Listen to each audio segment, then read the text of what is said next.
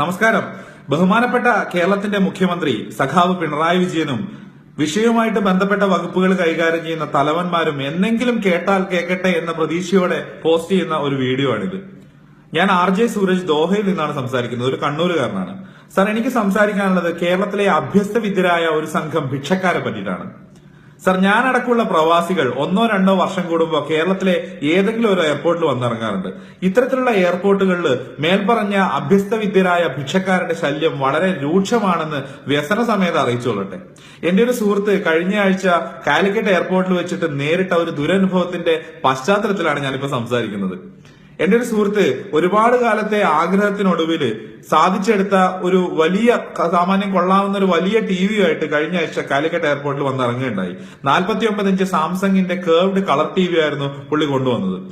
ഈ പ്രസ്തുത TV എയർപോർട്ടിന് പുറത്തേക്ക് കടക്കണമെന്നുണ്ടെങ്കിൽ അവിടെയുള്ള ഒരു ഭിക്ഷക്കാരന് 25,000 രൂപ പേഴ്സണലായിട്ട്, അതായത് കൈക്കൂലിയായിട്ട് കൊടുക്കണം എന്ന് ആവശ്യപ്പെട്ട ഒരാളെ കാണുകയുണ്ടായി. ഇപ്പൊ സാറിന് മനസ്സിലായി കാണും ആരെയാണ് ഭിക്ഷക്കാരൻ എന്ന് ഉദ്ദേശിച്ചുകൊണ്ടിരിക്കുന്നത്.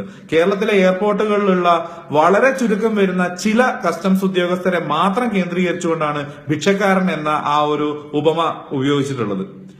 കാരണം അവരുടെ പെരുമാറ്റം കാണുമ്പോൾ ഇവർക്ക് ഗവൺമെന്റിൽ നിന്ന് ശമ്പളമൊന്നും കിട്ടുന്നില്ല, കേന്ദ്ര ഗവൺമെന്റ് ഇവർക്ക് ഒന്നും കൊടുക്കുന്നില്ല, പകരം ഇവര് പ്രവാസികളെ പിഴിഞ്ഞ് ജീവിക്കാൻ വേണ്ടിയിട്ടാണ് ഇവരുടെ ജോബ് കോൺട്രാക്റ്റിൽ നിഷ്കർഷിച്ചിട്ടുള്ളത് എന്ന് വരെ ചിന്തിച്ചു പോവാണ് സാർ. അഥവാ ഇവർക്ക് ഗവൺമെന്റിൽ നിന്ന് ശമ്പളമൊന്നും കൊടുക്കുന്നില്ലെങ്കിൽ ദയവായിട്ട് കേരള ഗവൺമെന്റെങ്കിലും ഇവരുടെ കാര്യത്തിൽ ഒരു ശ്രദ്ധ ചെലുത്തണം എന്നുള്ള ഒരു അപേക്ഷ കൂടി മുന്നോട്ട് വെക്കുകയാണ്. കേന്ദ്ര ഗവൺമെന്റിന് ഇവർക്ക് ശമ്പളമൊന്നും കിട്ടുന്നില്ലെങ്കിൽ ഒരു കാര്യം ചെയ്താൽ മതി. ഓരോ എയർപോർട്ടിലും ഉദ്യോഗസ്ഥ സഹായ നിധി എന്ന പേരിൽ ഓരോ ബോക്സ് വെച്ച് കഴിഞ്ഞാൽ കാശുള്ള പ്രവാസികളും ഓരോ എയർപോർട്ടിലും വന്നിറങ്ങുന്നുണ്ട്. അവർക്ക് തോന്നുന്ന പോലെ ഒന്ന് സഹായിച്ചോട്ടെ. അവർ വിചാരിച്ചാൽ തന്നെ ഇവരുടെ പ്രശ്നങ്ങൾ തീർക്കാൻ പറ്റുന്നതേ ഉള്ളൂ, അത്രക്ക് വലിയ ബുദ്ധിമുട്ടാണെങ്കിൽ. പക്ഷേ പാവങ്ങളായിട്ടുള്ള പ്രവാസികളുടെ കുത്തിന് പിടിക്കുന്ന രീതി ഒന്ന് അവസാനിപ്പിച്ച് തരാൻ പറ്റിക്കഴിഞ്ഞാൽ ഒരു പ്രവാസികാര്യ വകുപ്പ് കൂടി കൈകാര്യം ചെയ്യുന്ന മുഖ്യമന്ത്രി എന്ന നിലയിൽ താങ്കൾക്ക് ഞങ്ങൾക്ക് വേണ്ടി ചെയ്യാൻ പറ്റുന്ന ഏറ്റവും നല്ല കാര്യങ്ങളിൽ ഒന്നായിരിക്കും അത്. അതുപോലെ ഇത്തരത്തിലുള്ള വളരെ ചുരുക്കം ചെന്ന മലയാളികളായിട്ടുള്ള ഉദ്യോഗസ്ഥന്മാരാണ് മലയാളികളോട് ഇത്ര മോശമായിട്ട് പെരുമാറുന്നതെന്നുള്ളതാണ് ഏറ്റവും വലിയ സത്യം. അപ്പൊ ഇത്തരത്തിലുള്ള ഉദ്യോഗസ്ഥരെ നിലക്ക് നിർത്താൻ തലപ്പത്തുള്ള ആൾക്കാരെങ്കിലും ശ്രദ്ധിച്ചു കഴിഞ്ഞാൽ അതൊരു വലിയ മാറ്റത്തിന്, വലിയ നല്ല ഒരു മാറ്റത്തിന് പ്രേരണയാവും എന്നുള്ള ഒരു ആശയം കൂടി മുന്നോട്ട് വെക്കുകയാണ്. ഇപ്പോ ഇത് കേൾക്കുന്നത് ഒരു കസ്റ്റംസ് ഉദ്യോഗസ്ഥനാണെങ്കിൽ ഒരിക്കലും സാർ നിങ്ങൾക്ക് ഞങ്ങളോടുള്ള ദേഷ്യം ഇരട്ടിയാവാൻ വേണ്ടിയിട്ടല്ല പറയുന്നത്, ഞങ്ങളുടെ ഒരു അവസ്ഥയാണ് പറയുന്നത്. നല്ല ഒരു TV നാട്ടിലേക്ക് കൊണ്ടുവരിക എന്ന് പറയുന്നത് അയാൾ കോടീശ്വരനായതുകൊണ്ടായിരിക്കണമെന്നില്ല. ഒരുപാട് കാലത്തെ സ്വപ്നം സാധൂകരിച്ചിട്ട് കൂട്ടിവെച്ച പൈസ കൊണ്ട് ഒപ്പിച്ചെടുക്കുന്ന ഒരു TV ആയിട്ടായിരിക്കും വരുന്നത്. നാട്ടിലേക്ക് വരുമ്പോൾ വലിയ സമ്മാനങ്ങൾ കൊണ്ടുവരണം എന്നുള്ളത് ഓരോ പ്രവാസിയുടെയും സ്വപ്നമാണ്.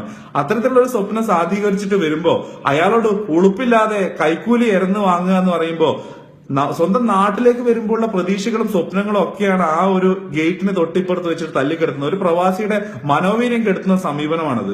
കാരണം പല പ്രവാസികളും 4-5 മാസം കൂടിയിട്ട് കാല് പിടിച്ച് കരഞ്ഞിട്ടാണ് ചിലപ്പോൾ ശമ്പള കുടിശ്ശികയൊക്കെ തീർത്ത് കിട്ടുന്നത്. അങ്ങനെ തീർത്ത് കിട്ടുന്ന കാശ് കൊണ്ടായിരിക്കും നാട്ടിലേക്ക് ഒരുപാട് പ്രതീക്ഷകളും സ്നേഹിക്കുന്ന ഒരുപാട് ആൾക്കാരെയും ചിരിക്കുന്ന മുഖങ്ങളും പ്രതീക്ഷിച്ചുകൊണ്ട് വരുന്നത്. അങ്ങനെ നാട്ടിൽ വന്ന് ഇറങ്ങുമ്പോൾ അയാളെ 1-2 മണിക്കൂർ എയർപോർട്ടിൽ തടഞ്ഞു വെച്ചിട്ട് ടോർച്ചർ ചെയ്യാന്ന് പറയുന്നത് വളരെ മനോവീര്യം കെടുത്തുന്ന ഒരു രീതി തന്നെയാണ്, ഒരു സമീപനമാണ് ഞങ്ങൾ കാണുന്നത് എന്നുള്ളത് കൂടി ബോധ്യപ്പെടുത്താൻ ആഗ്രഹിക്കുകയാണ്.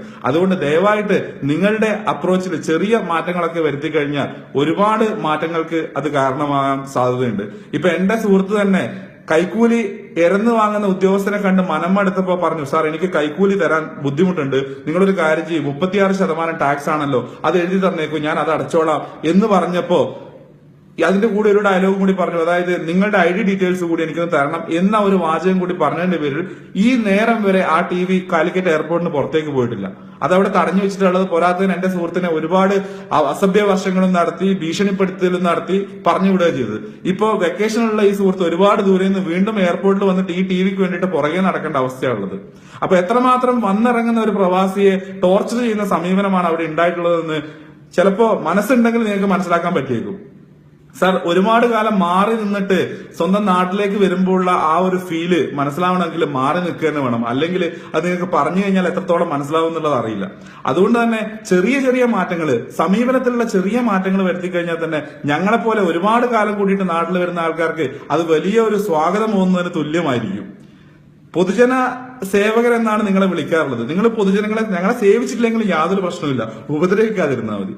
അതുകൊണ്ട് തന്നെ ചെറിയ മാറ്റങ്ങളൊക്കെ പ്രതീക്ഷിക്കുന്നു. സമീപനത്തിലുള്ള ചെറിയ മാറ്റങ്ങൾ വലിയ നാളേക്കുള്ള നല്ല മാറ്റങ്ങളായിട്ട് പരിണമിക്കും എന്നുള്ള പ്രതീക്ഷയോടെ മാറ്റങ്ങൾ ഉണ്ടാവട്ടെ എന്ന് അഭ്യർത്ഥിച്ചുകൊണ്ട് ആരെയും ദേഷ്യപ്പെടുത്താനോ വൈരാഗ്യം ഉണ്ടാക്കാനോ വേണ്ടിയിട്ടുള്ള വീഡിയോ അല്ല, അവസ്ഥ പറയുന്നതാണ് എന്നുകൂടി സൂചിപ്പിച്ചുകൊണ്ട് ബന്ധപ്പെട്ടവരുടെ കണ്ണു തുറക്കട്ടെ എന്ന് ആശിച്ചുകൊണ്ട് നന്ദി, നമസ്കാരം.